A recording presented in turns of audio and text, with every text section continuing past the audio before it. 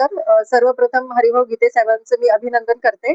आताच कुशिरे साहेबांनी सांगितलं त्याप्रमाणे आता मे एंडला जो शासनाचा जी-आर आलेला होता की नवीन आकृतीबंध जाहीर झालेला आहे आणि त्याच्यानुसार रिशफलिंग झालेलं आहे ऑफिसचं आणि मराठवाड्यासाठी स्पेशल एक मुख्य अभियंत्याचं ऑफिस त्याच्यामध्ये प्रस्तावित होतं आणि हरिभाऊ गीते साहेबांनी त्यांची त्या ठिकाणी नेमणूक झालेली आहे आणि त्यांनी अतिशय म्हणजे पहिला नंबर मिळवला त्याच्यामध्ये. फटाफट त्यांनी जागा घेऊन आणि ऑफिस इमिजिएटली त्यांनी सुरू केलं. तर त्यांचं मी अभिनंदन करते आणि त्यांना त्यांच्या पुढील कार्यासाठी मी शुभेच्छा देते. All the best. थँक्यू. सर्वांना नमस्कार.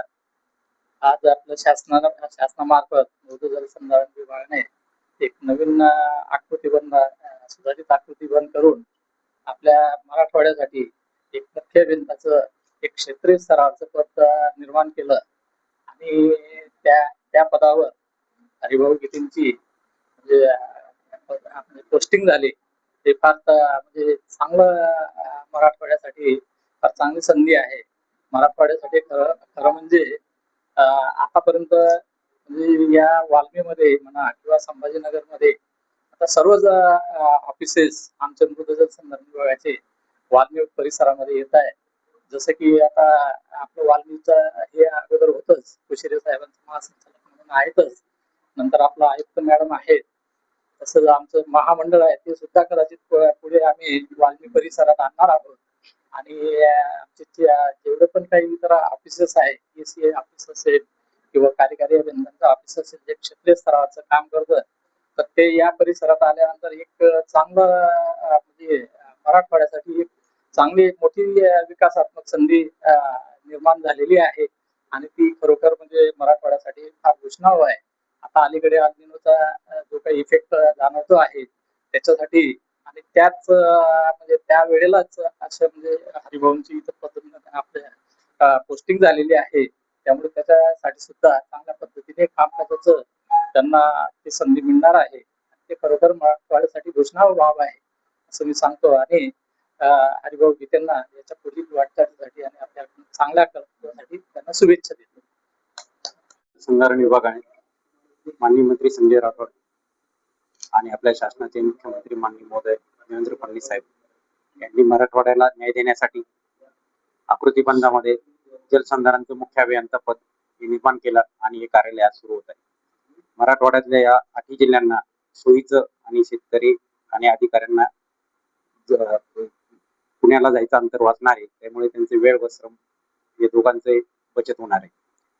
शेतकऱ्यांना या वर्षाच्या अल्निनो मुळे पावसाची खूप कमी प्रमाणात आणि होणार आहे.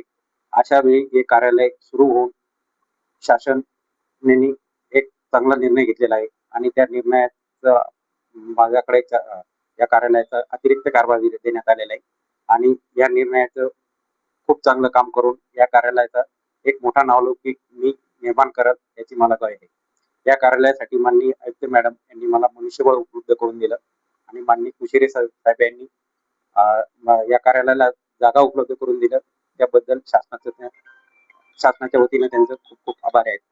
आणि आज आपण सगळे पत्रकार मित्र सर्व माझे अधिकारी यांनी या कार्यालयात येऊन उद्घाटन केलं त्याबद्दल मी त्यांचं खूप आभारी आहे आणि साजेसा आणि नावलौकिक कार्यालय हे पुढील 1 वर्षात होईल याची मला ग्वाही आहे आणि यासाठी आपल्या सगळ्यांचं सहकार्य मला मिळालेच याबद्दल मी खात्री देतो. कार्यपद्धती कशी या शासनाच्या जलसंधारण महामंडळाच्या सर्व योजना, शासनाच्या सर्व योजना, केंद्र शासनाच्या सर्व योजना या संभाजीनगर विभागातील 8 जिल्हे आणि नाशिक विभागातील 5 जिल्हे असा 13 जिल्ह्याचा हा कारभार इथून चालणार आहे. सर्व तांत्रिक जो कारभार आहे इथून चालणार आहे आणि तो कारभार गतीने होण्यासाठी आम्ही पूर्णपणे प्रयत्नशील राहू.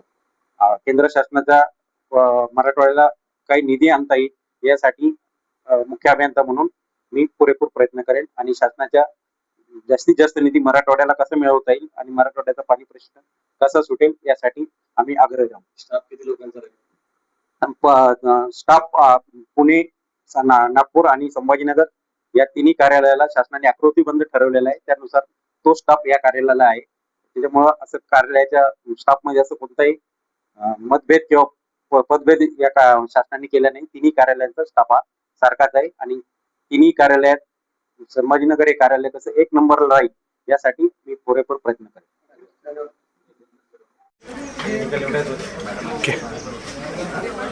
ऐकले समोर सर सगळे मागे या काही